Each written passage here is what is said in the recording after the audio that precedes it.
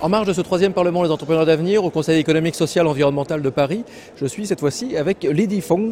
Bonjour madame. Bonjour. Merci de vous prêter à ce petit jeu des questions-réponses. Vous êtes entrepreneur d'avenir. Oui. C'est quoi pour vous entrepreneur d'avenir en 2013 ? Entrepreneur d'avenir pour 2013, c'est que j'ai envie de mener mon entreprise dans le développement durable. C'est un petit peu le cas de mon métier déjà parce que je travaille dans l'ingénierie climatique et énergétique dont le but c'est construire des bâtiments à vocation énergie positive et on est en plein chantier concernant aussi bien pour les logements que le tertiaire, que même dans les musées. Parce que je travaille sur le musée de l'homme pour 2015. Ouais. C'est-à-dire que les collectivités, les gros groupes, les banques, les assurances, enfin bref, toutes les parties prenantes sont sensibles, vous pensez, à ce positionnement d'être un entrepreneur responsable, un entrepreneur d'avenir ? Je souhaite pour tout le monde, effectivement,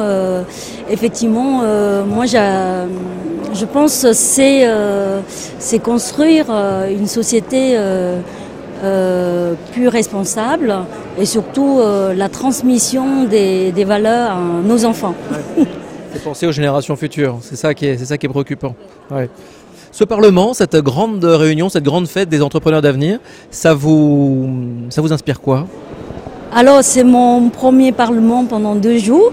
Je sentais vraiment il y a beaucoup d'espoir, beaucoup d'énergie positive. Les gens sont portés quand on est là pendant ces 2 jours.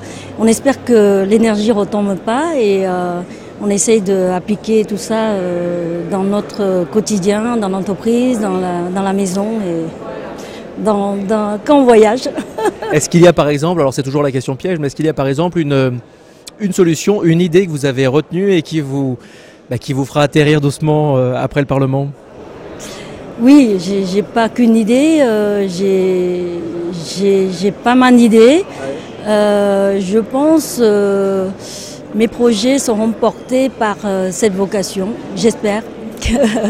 Et vraiment, je suis de plus en plus convaincue. C'est vrai que je vis dans le quartier Montreuil, avec un environnement qui est favorable. Et puis, je suis dans un milieu de métier où on n'a mené qu'à travailler des bâtiments énergie positive. On ne peut plus mettre les convecteurs électriques, donc il faut. Moi, j'apprends tous les jours et j'arrête pas de réfléchir autrement pour pouvoir faire autre chose. Côté plutôt presque faire la prévention, c'est-à-dire au lieu de mettre la climatisation, il faut réfléchir à protéger le bâtiment bien orienté, plus la protection que de la guérison. C'est trop tard après. Merci beaucoup Lydie Fong.